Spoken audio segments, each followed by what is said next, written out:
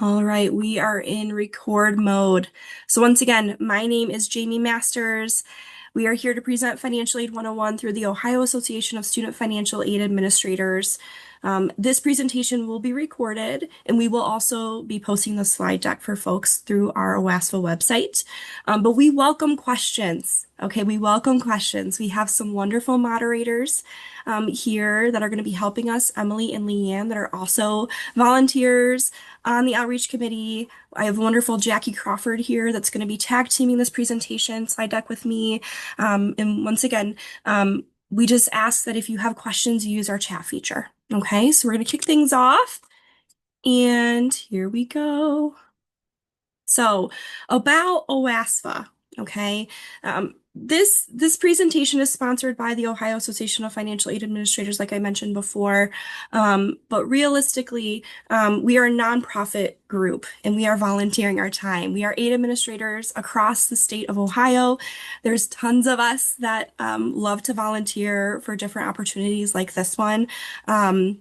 But we are a committee. We are small but mighty, but we create different resources for all of you to be able to pull on information as we roll through the changes that come down the pipeline, but also just to kind of have a starting point. So folks are always welcome to watch these presentations. We have our website has a bunch of counselor resources, and we try to really give as much as we can for a broad range of professionals. So there's probably a lot of folks from the admissions side of the house here working in higher ed. There might be some TRIO advisors, access advisors, other aid administrators that are on this call, high school counselors, right? So this is for all of you. And we just want to keep it current. So everything we're going to share today is accurate as of today, September 23rd. Things can change. So we just want to make sure that that's also noted, that what we have created for you today is good for today, but some things could change tomorrow, and we will try to do our best to update you about all those updates as they come through. So this presentation is free. We don't want anybody charging for it. The purpose is so that it's accessible for a wide range, right? And so we do grant permission if you are wanting to share this. We will give you access to the information, this slide deck. Once again, we have like a committee that tries to create different resources. And so if there's something else that you're looking for that might not be posted on our website that you're like, this would be really helpful for us to have, please reach out. We also have an email, outreach@oasfa.org. And once again, this is being recorded, so you can use this later on, watch it over as many times as you want. We will have like a Financial Aid 201 presentation coming later this year that'll build on the information that we share today. And engage with us. Please ask questions. We are always happy to kind of roll through and reiterate certain points if you want us to kind of go more in detail. This is kind of a higher level presentation, more of an intro per se for all of you today. But we can definitely kind of get into the weeds a little bit if folks have very specific questions. If there's any point a tech issue where it glitches out or you're like, I can't hear you very well, you're going too fast, please put it in the chat so that we can kind of pause and make sure that everybody can hear us and that we're good to go to continue on with the slides. So we're drawing on information from what we think you all would want to know through our association from the state level, the Ohio Association of Student Financial Aid Administrators, but there's also a higher level national association of student financial aid administrators. And obviously, we always like to utilize information from a regulatory compliance perspective, also through federal student aid. And so those are kind of the main hubs that we're pulling on. Once again, we are volunteers, we work in the aid world, and so we think that the information that we pulled for you today is a great resource. And those are the kind of the groups that we're leaning on to kind of help us give you as accurate information as we can. And this is once again an introductory kind of presentation webinar, if you will. We encourage you to continue on with the other resources we have on our website, and we're going to kind of roll through some of those towards the end of this presentation so you have an awareness of maybe some other things that you want to sign up for or attend. Today's topics, we're going to give a big overview of that free application for federal student aid. We're going to hit on some points that we think will help you as you navigate the next season where we open the 2026-2027 FAFSA form. We're going to go through how students and families can create studentaid.gov accounts, or referred to as FSA IDs. We're going to go over some types of aid, some of the resources we have through our Ohio Association, and we'll have time for a Q&A after that as well. So, some basic information. The government looks to both the student and the family to cover educational costs, okay? And realistically, this form is accessible to pretty much everyone. Is designed to help folks, right, to be able to attend an institution of higher learning. Now, there are certain limitations if folks are not U.S. citizens, but it is designed to help folks regardless of their financial situation. And it's a free resource, right? Free application for federal student aid. And so if students are contacting you and they're saying, hey, I have to pay for this, they're probably in the wrong location. It's probably a scam. This is a federal form. It's free and it can be found at studentaid.gov. Now, it's an application, and so it helps determine aid eligibility. Students are going to be considered for federal grants, federal direct student loans, federal work study. Um, there's certain things that are considered from a criteria perspective, and there's an aid index, a student aid index that is pulled that schools utilize to determine some of that aid eligibility. But that's where schools start when they determine what can students get, right, to help offset the cost to go to school. And so there's also state funded grants through the state of Ohio that pull on the FAFSA data to determine aid eligibility. And then some schools have institutional aid from a scholarship and grant perspective as well. And so to be considered for all the things, we encourage everybody to file this federal form annually. It's not required, but obviously for students to get as much aid as possible to determine what their aid eligibility could be, schools do look to the FAFSA to help do that. Some of the information provided and things that are pulled upon, there's demographic information that's put in there. If a student is considered a dependent student, it's going to ask for that parental contributor information as well. And then remember, every year, the FAFSA is going to pull on tax information from 2 years prior. So when we look ahead to the 2026-2027 form, it's going to ask for information from 2024. Okay. And honestly, there are priority deadlines with this form. It opens October 1st for next year. And so we encourage students when they're submitting it to get out there early. And we would love for all of you to partner in that messaging because there are limitations with certain pots of money that schools have. Not everybody that's eligible always gets some of the grants that schools can divvy out. And so the sooner and the earlier that students can file that each year, the higher likelihood, especially if they have high need, they potentially can maximize the opportunity to get as much aid as they can.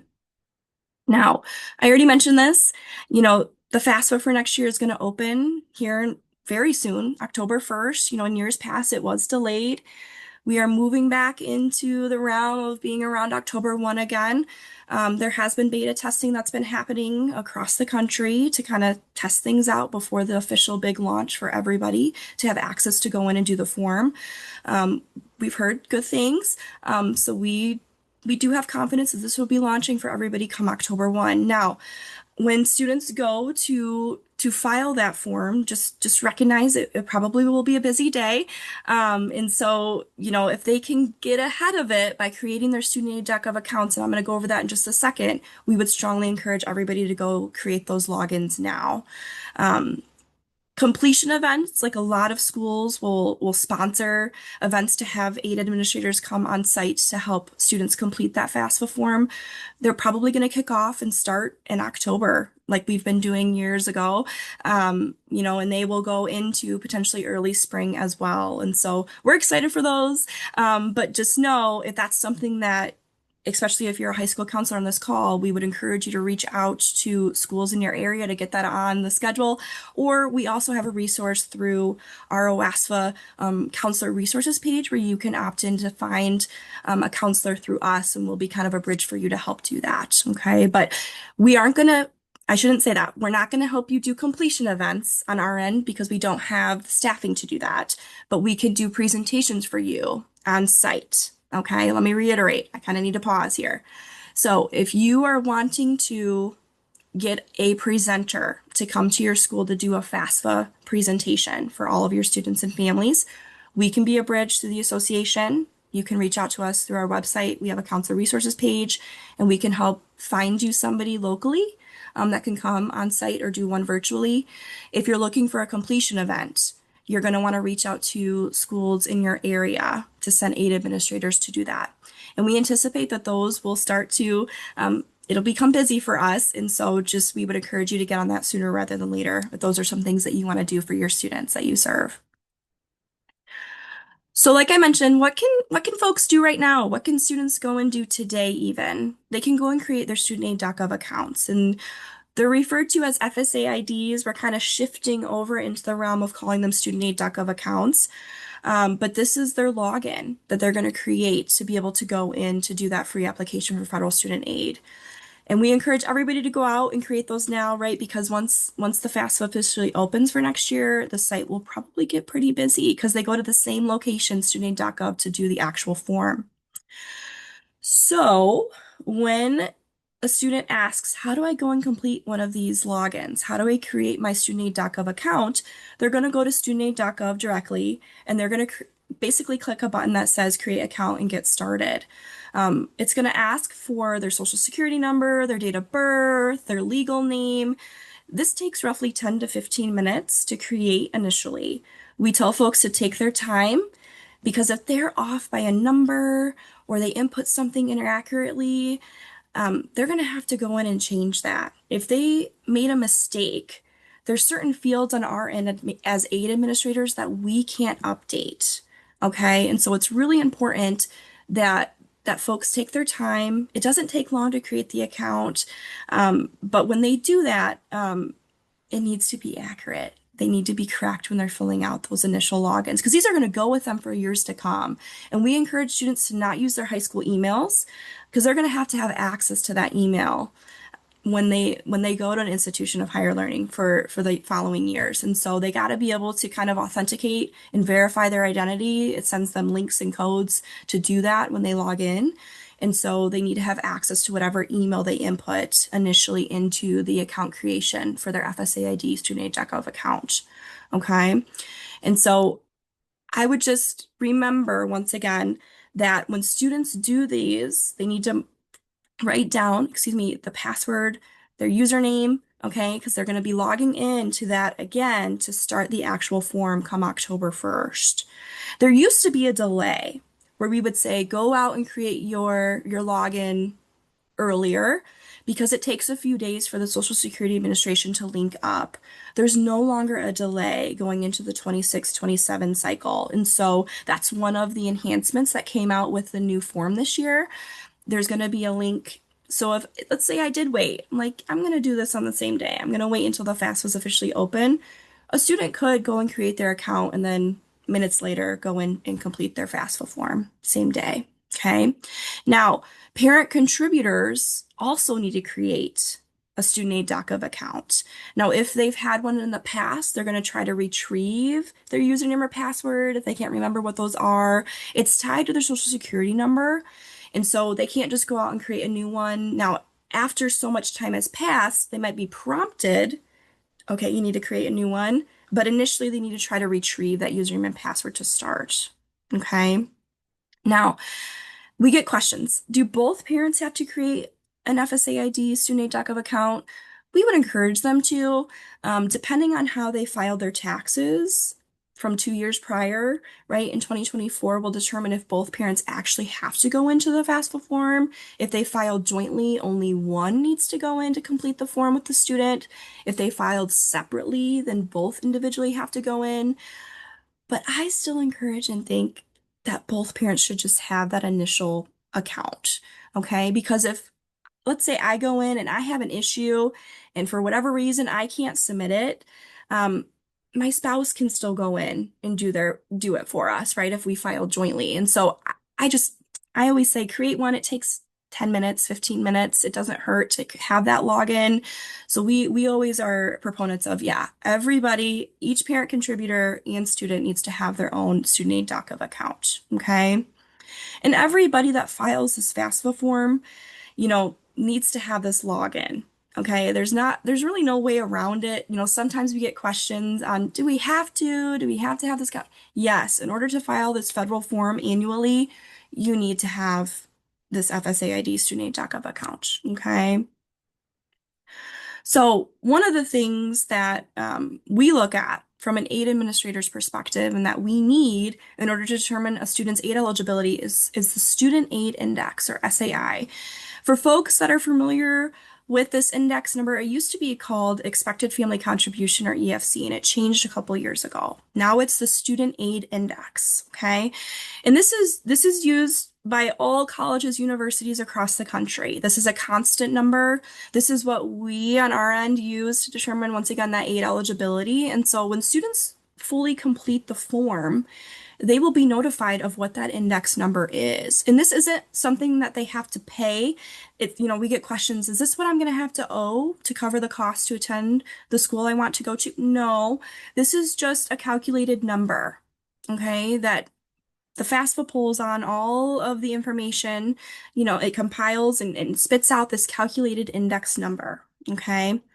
Now, when students go to list the schools they want, they can list up to 20 schools, okay? The order doesn't matter, but every school is going to receive the same index number, SAI, okay? So it doesn't change from school to school. And some of the things that are pulled on, we get questions, well, how is the number calculated? What does this even mean, right? It's looking at the family size. It's looking at the federal tax information that's pulled, right? Everybody's got to give consent to have the IRS pull that tax information now. So it's looking at the taxable, untaxable income. It's looking at all the asset information. There's some fields that are going to be automatically pulled directly from the IRS, and then there's some fields that the student and the contributors have the ability to go in and update themselves, okay? And so we do get questions, do I have to give consent? Does everybody have to give consent to the IRS to have them pull the tax information? Yes. Okay, this is one of the big questions on the FAFSA. Every individual that logs in to do their portion of the form is going to have this question outlined to them. Okay. And so if they opt out and there's I don't want to give consent, the form will never be official. It can't generate that student aid index number. Okay. And so there's limitations of what students then can be considered for. They're only going to get an offer for a federal direct unsubsidized loan. And so to be considered for the need-based aid and to be considered for as much as possible, everybody needs to give consent to have the IRS pull this information. Now, what if I didn't file taxes? It doesn't matter. You still need to give consent, okay? This also includes non-filers, like I mentioned, folks that don't have social security numbers, foreign tax filers, okay? So everybody is going to be prompted to answer this question, and everybody needs to say, yes, I give consent. And if they don't, they can go back in and edit it later to give consent, but this is required for the form to be considered for the federal aid. Now, another thing that we always get questions about is, do my parents have to be listed on the FAFSA? What's the criteria for that? From a regulatory perspective, there are very few reasons as to why a parent wouldn't be required. Okay. And so then the student would be deemed as an independent student. So if I was born before January 1 of 2003, meaning I'm 24 or older, then I'm an independent student. If I'm married, I'm pursuing a master's or doctorate degree. If I have, dependents and I'm paying more than half of their support, then I can be deemed an independent. Since turning 13, am I an orphan, ward of the court, or in foster care? Am I emancipated minor? Am I serving active duty? And I'm in a legal guardianship? Am I a veteran? Okay, these are all going to be individual questions on the FAFSA form, okay? And if a student answers yes to any of them, it will skip over the contributor portion where parents would traditionally go in and do their information. Now, all of the schools that students list on the FAFSA form are going to receive this that the student answered yes, basically, to one of these questions. And certain fields, certain areas, depending on what they answer yes to, schools have to verify. And so they may be reaching out to the student directly and say, hey, you marked this on your FAFSA. Please send us XYZ so we can verify that you are, in fact, an independent student. Okay. Now, if they mark no to all of these, then yes, parents have to be included on the FAFSA form and the student is deemed as a dependent student. Okay. There are some things called unusual circumstances. And so if none of those apply, so let's say a student comes and says, I do not have contact with my parents. Um, you know, Having contact with them would pose a risk to me from a safety perspective, and they have these reasons, individual, unique circumstances that are preventing them from having a relationship with their parents. Um, that's also going to be a question on the FAFSA. Okay. And so if I've been abandoned, if I had to leave home due to an abusive relationship with my parents, neglect is happening, I'm a victim of human trafficking, they can mark yes to these in the form. And once again, it will skip over the parental contributor area. The schools will reach out to the student and ask for clarification. More than likely, they're going to be told, like, hey, we need you to go through an appeal process through our office. These are traditionally called dependency appeals, where students will outline and give a statement of their circumstance. The school will then potentially ask for supporting documentation, depending on what the student gives in their statement. And then if, the school says, yeah, we see that there is no relationship here for XYZ reason, they can then make the student independent. So that's another avenue, depending on the circumstance, unusual circumstance that a student might be experiencing. Every school has to do this process individually. And so if I list 3 schools on my FAFSA and all 3 colleges that I selected, I have an unusual circumstance, each school independently has to look into that and collect documentation on their own. And they will have potentially different processes to do that. And so that's why we also encourage students to file early with this federal form annually, because there are certain things, depending on how they file, that require additional attention from each school individually. And so, you know, depending on their circumstance and what they mark will determine what additional documentation may be needed from each school. And then there's also something called special circumstances, where maybe there's an immediate financial hardship that is causing additional strain for the student and family. Maybe there's been a change in the household from a financial perspective, or a life event that has occurred that is causing an additional hardship. These can vary from student to student. Multiple things can even be happening to create a hardship, right? So maybe a parent passed away, maybe there's been a reduction in pay or a loss of job. There's been unexpected medical expenses that are creating an additional strain, like a parent has gotten sick. Maybe parents are caring for an adult dependent or another dependent in the household that is unexpected. So when something happens that kind of is an immediate hardship, aid administrators can go in and make edits to what was previously submitted on a FAFSA form. Okay. And so we recognize that information that's pulled into the FAFSA is always from 2 years prior. Okay, from a tax perspective. And so if something has changed since that, that's where these special circumstances come into play.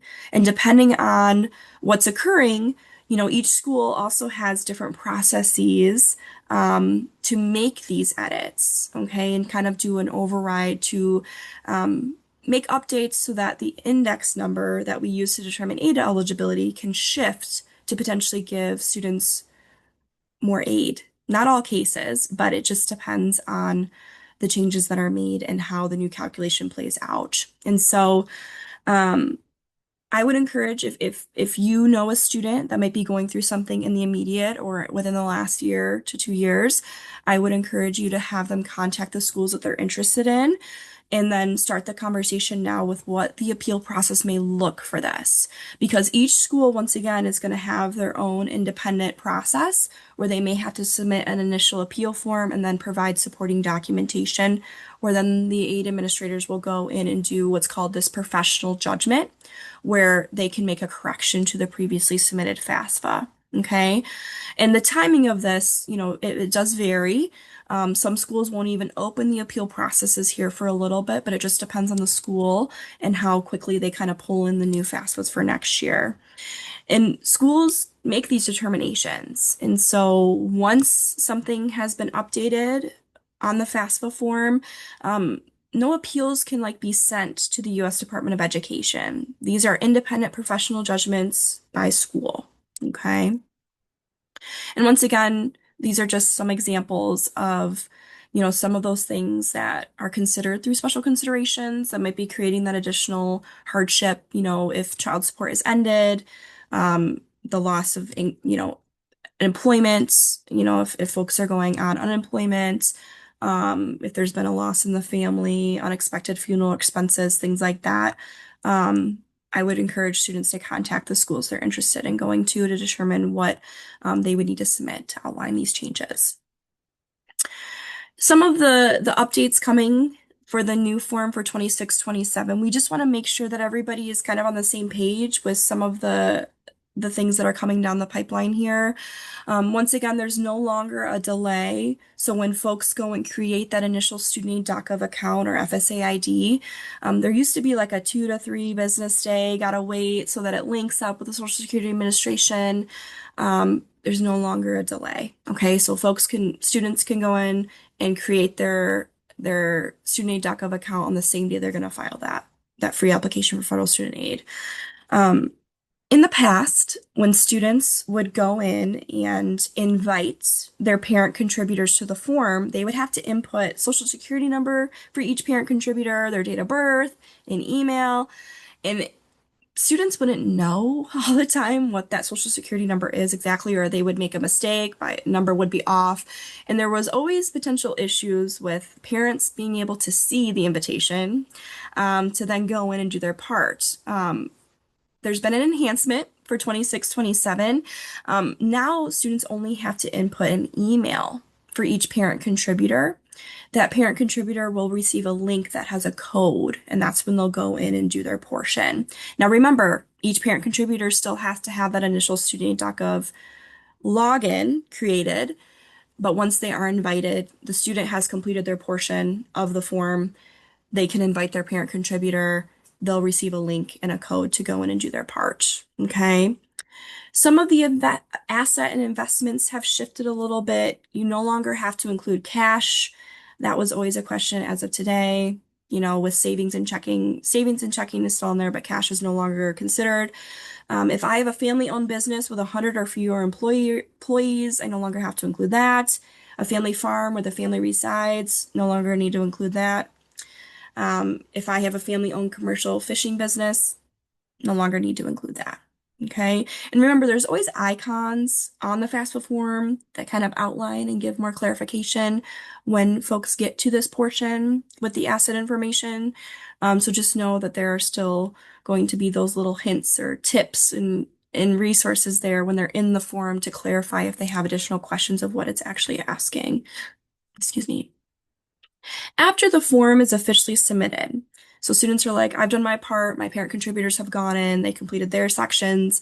They're going to receive a FAFSA submission summary, which is an overview of what's included in the form. Now, there are certain fields that are going to be omitted where they can't see exactly what was inputted just for their safety and protection from a privacy perspective.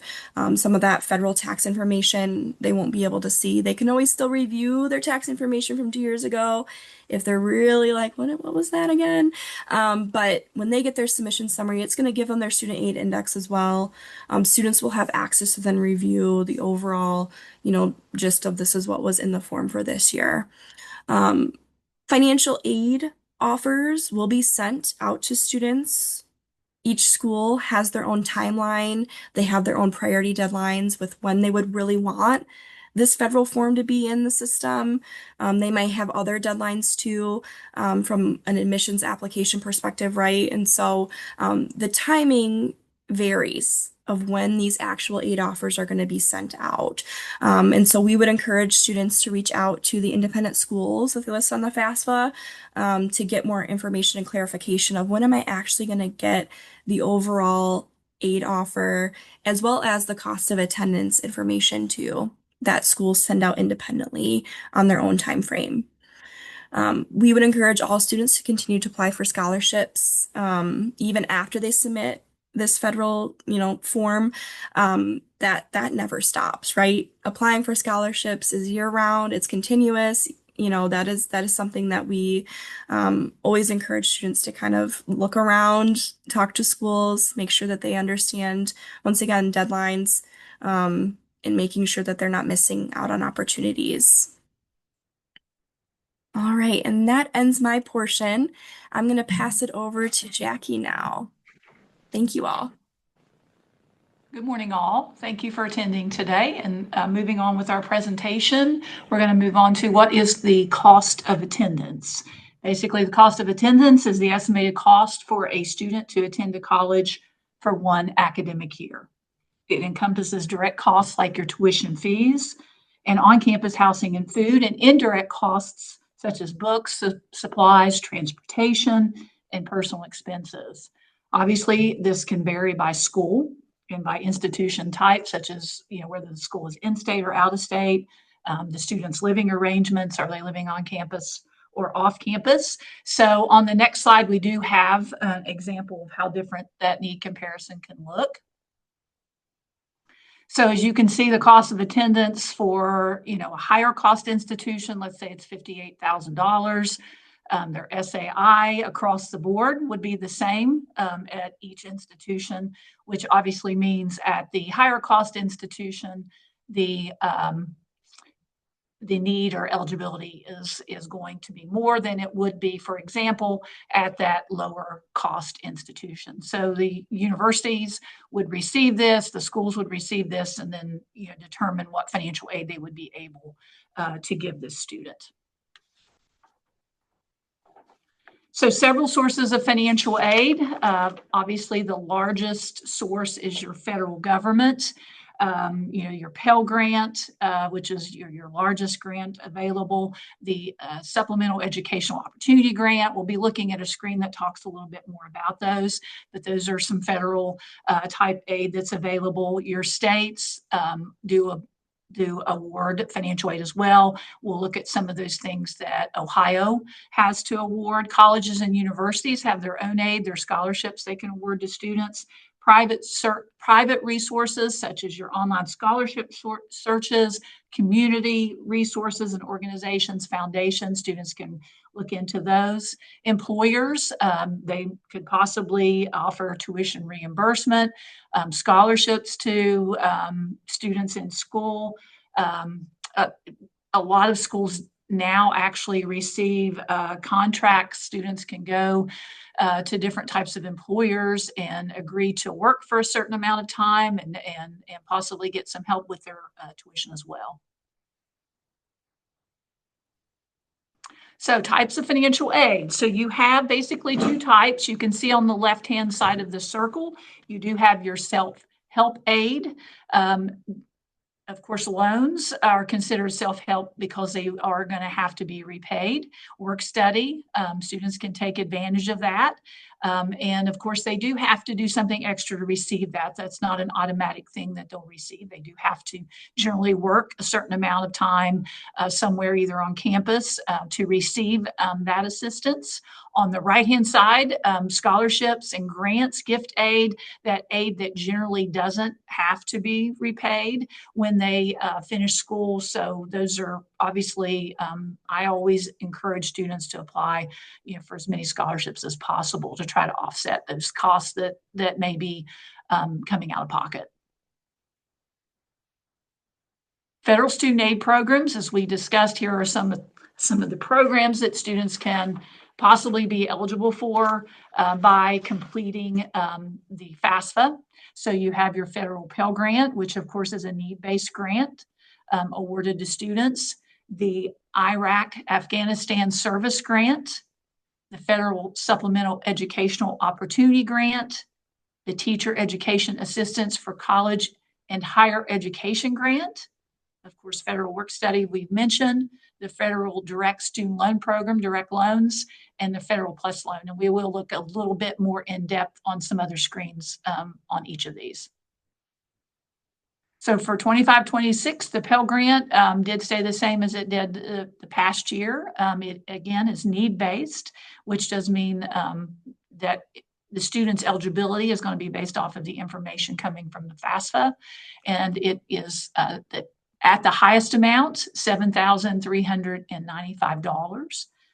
The Federal Supplemental Educational Opportunity Grant is also campus-based, so that information would be awarded through the school based off the information that's received for that student from the FAFSA. They do have to demonstrate exceptional financial need from the FAFSA. It's awarded first to students with the lowest SAI or Student Aid Index, and the award can range from anywhere from 100 to 4,000. If you look over to the right-hand side of the screen, you'll see where it says FAFSA priority deadline for campus-based programs.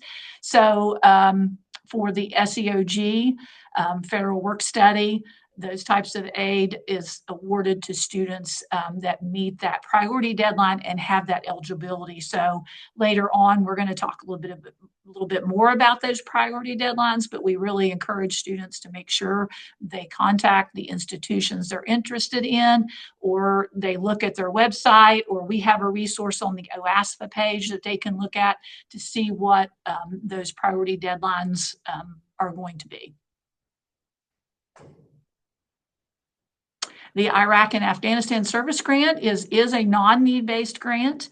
It is available to students whose parents or guardians died as a result of U.S. military service on or after 9/11/2001.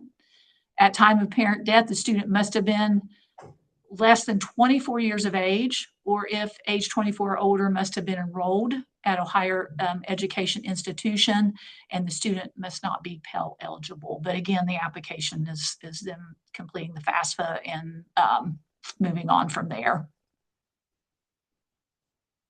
The Teach Grant. For students who agree to teach in a high-need field at a school that serves low-income families, they must teach at least 4 years within 8 years of graduation. Otherwise, it converts into a direct unsubsidized loan. They can get up to $3,772 a year. Specific majors are eligible, and that eligibility can change each year depending on the factors for what they consider should be eligible for the Teach Grant. So again, this is offered to students going into certain educational majors. Again, if they decide not to be a teacher or they go a different direction, that is turned into an unsubsidized student loan, and they will add the interest that would have accrued during that time to that loan as well. So students need to make sure that's the direction they'd like to go, or know the consequences if they don't fulfill that. Federal Work Study. It is offered to undergraduate or graduate students that are eligible. Employment can be on or off campus. Federal Work Study wages are excluded from future Student Aid Index calculation, which means that income is not taken into account when they're figuring their eligibility. Eligible employers may include the school, which is primarily probably where students will be working, federal, state, or local public agencies, private nonprofit organizations in academically relevant jobs, for-profit organizations in academically relevant jobs, and community service activities. Again, over to the right, you'll see they would consider those students with eligibility that have met that priority deadline for the school. Federal direct student loans. So to the left, you'll see your subsidized, the right's the unsubsidized, and it does show some of the differences in those two types of loans. The government does pay the accrued interest while a student is attending college and other eligible periods if they are receiving the subsidized loan. It is based on financial need. Again, that will be taken in consideration. They do have at this time a fixed rate of 6.39%, and they are offered to undergraduate students. On the right-hand side, unsubsidized loan, the borrower is responsible for the interest for the life of the loan, so that interest would begin when they started school. It is not based on financial needs, so if someone is applying and completing the FAFSA, maybe their parents have a larger income and they're not qualifying for any type of need-based aid, they can still get the unsubsidized loan. Their fixed rates of 6.93% for undergrad, they're 7.94% for grad. The undergraduate and graduate students can qualify. So graduate students cannot get a subsidized loan, but they can get an unsubsidized loan. And again, students can receive these. There is no credit check on the student loan, but we'll talk here in a little bit about parent loans where parents would have to be credit worthy. So federal direct student loans, what students can receive based on their year in college. So a freshman can get a subsidized amount if they're eligible of $3,500. They can also get an additional unsubsidized loan of $2,000 for a total of $5,500 their freshman year. So if you think back on some of those earlier slides of what some of the tuition costs are, let's say that's all that the student would receive. You can see there would be a large gap in what they have covering or helping cover their tuition compared to what would actually be due at that institution. So as class rank increases, that does increase a little bit. This is for a dependent student. So independent students on the FAFSA, which Jamie talked a little earlier about who qualifies as dependent. Most students graduating out of high school are obviously going to be dependent students, except for those that may have some of those exceptions that she talked about.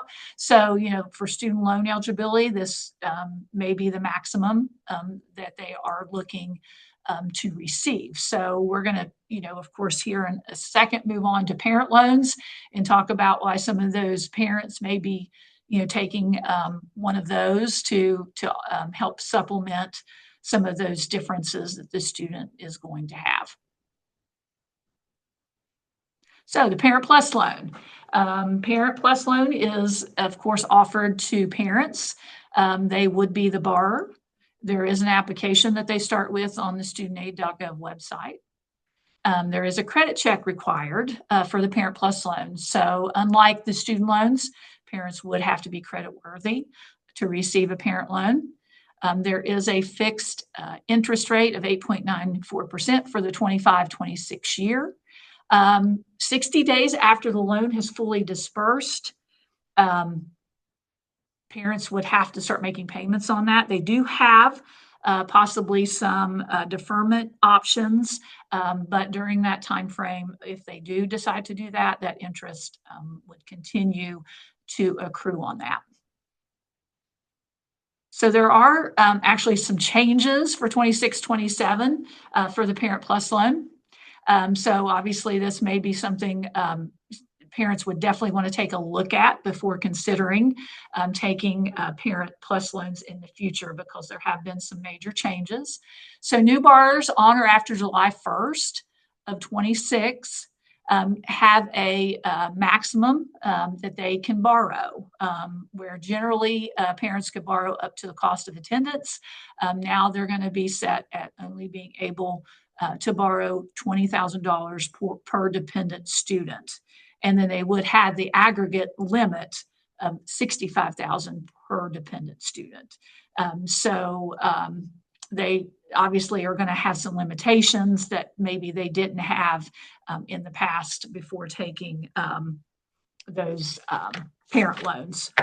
There also are some changes to the types of payment plans that they're going to be eligible to choose from as well. So they definitely will want to visit that.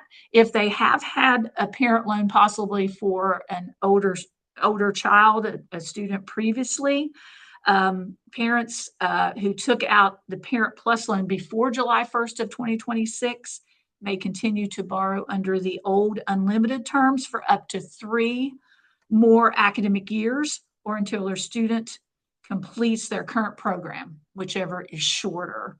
So there again is a change to that as well. So we would just encourage, if you're counseling students and parents, encourage those parents to really look at those new details coming out about Parent Plus loans. Ohio aid programs for 26-27.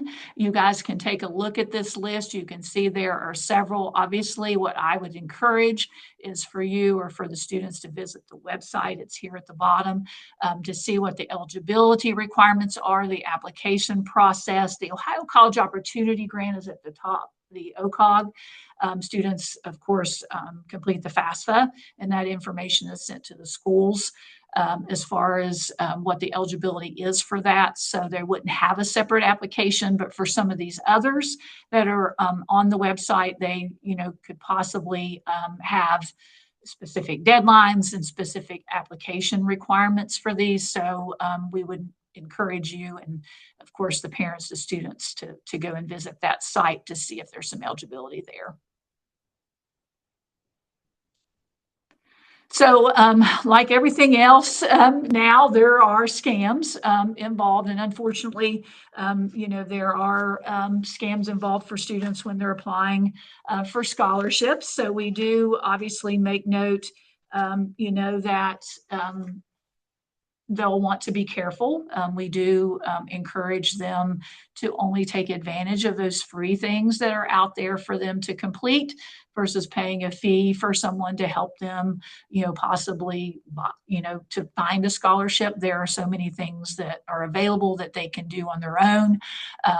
Obviously, the colleges, the institutions have scholarship opportunities, that they may just have to do their freshman year, their admission application to apply, or obviously research, if the college would have a separate application for a scholarship. Pursue those local scholarships, foundations, civic organizations, churches, employers, financial institutions, etc.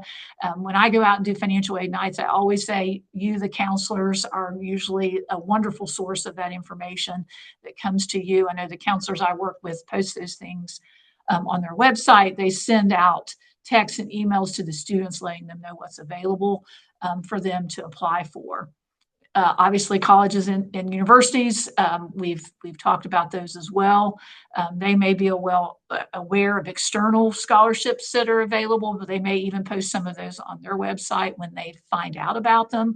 So you'll also want to do that research. Scholarship search engines. I know fastweb.com is a popular one, but there are others.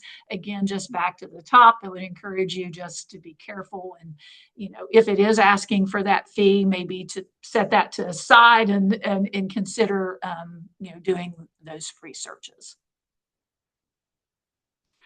We have quite a few resources at OASFAA. Obviously, we have a website, so we're going to look at some of those things that you guys can share and research and actually visit yourself and let parents and students know about. Priority deadline resource, we talked a little bit about the priority deadlines in past slides. Of course, you'll always want to research that with the college or university as well and make sure that you have the correct deadline. But we also have a resource on our site for the colleges and universities that have shared those with us. And again, you guys probably in the past years have seen universities have to move those dates forward because of the late opening of the FAFSA for the last couple of years. Obviously, they need that information to be able to award the student. So they have to wait to get that. So those dates have been pushed forward, especially the year before last, to allow time for that. But because that we're back to that October 1 date again with the FAFSA opening, many of those schools are probably going to have those earlier dates again. So you'll want to have the student and actually you can research as well what those deadlines are now, because many of the schools may have gone back to their original date that they had. But you can find, again, for those institutions that shared with OASFAA, you can find those on that resource on our website.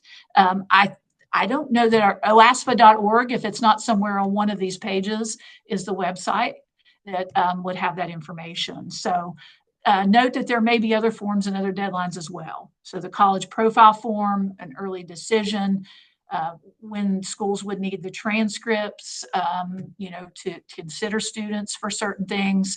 Verification, one of those processes if the student gets selected for verification or needs to provide additional information. Maybe they had an unusual circumstance, special circumstance that needs to be have information sent into the school before they can be considered. They would just want to get that information sent to the school as soon as possible. High school financial aid nights, one I'm very familiar with.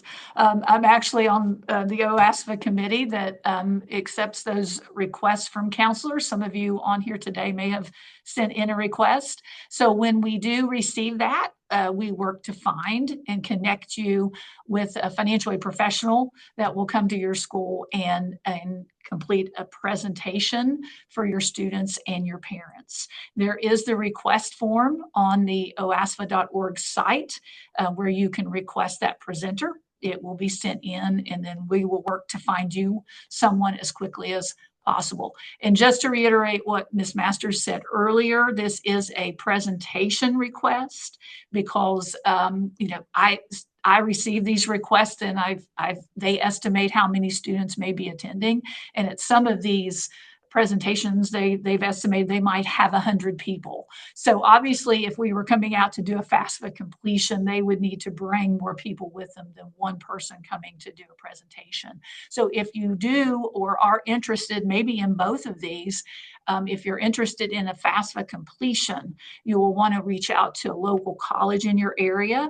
Many of them come out with that request, but then they know to maybe bring a few of their colleagues, their coworkers with them to assist with being able to walk around the room and answer all of those questions that will come up during a FAFSA completion. Counselor workshops. Hopefully some of you guys have signed up for these. They haven't started yet. You still have time if you haven't, and we do encourage you to come.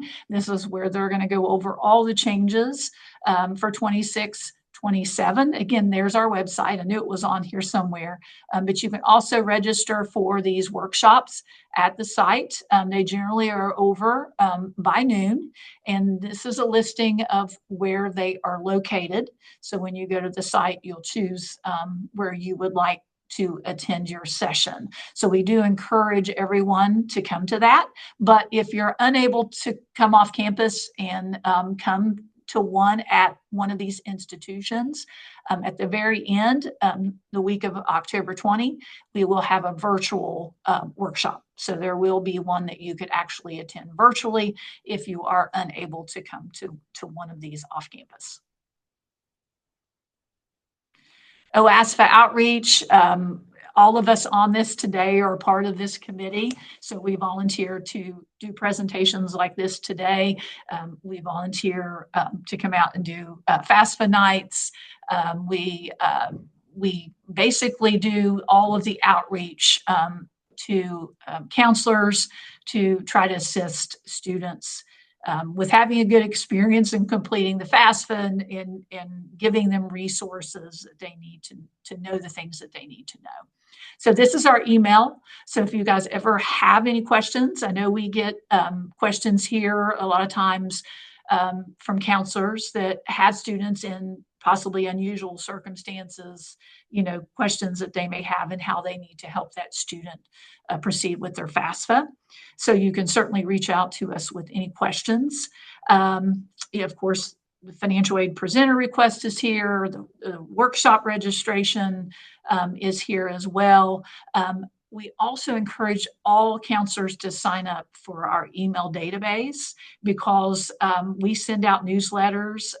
We send out anything that might be occurring that we think counselors might be interested in. We do send information out. So we do encourage you, you can register at the website to be a part of that database so that we have your information and can share that with you. Now we've moved on to questions. I know you guys have had the opportunity to ask questions during and throughout in the Q&A, but if there's anything that you would like to ask here at the end.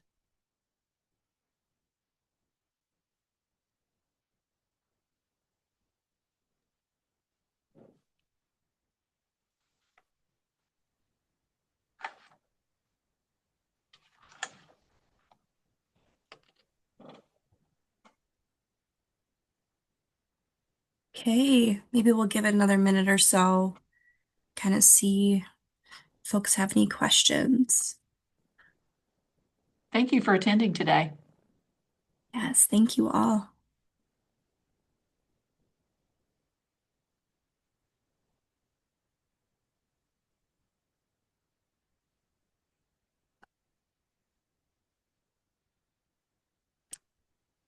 Mm. And once again, this presentation is recorded. So we will be posting this on our website, and the slide deck will also become available as well.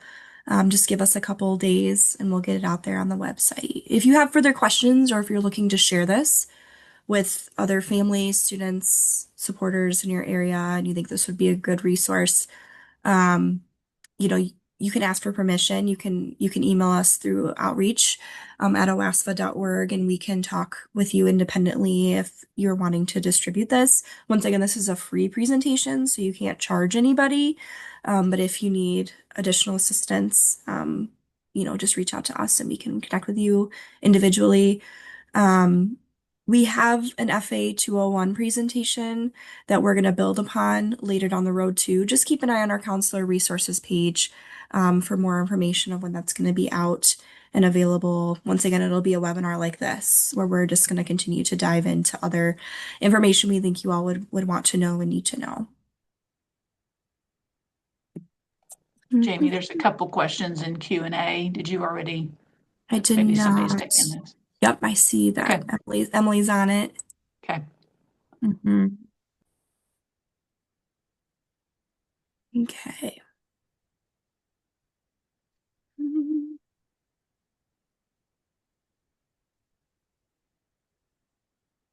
Give it another minute or so. Any other questions?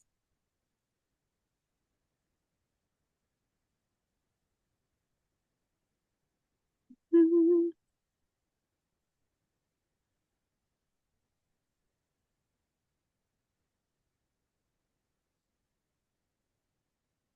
Yes, thank you all for coming. Okay, I think we're good. I think we're up to date with the questions that came through.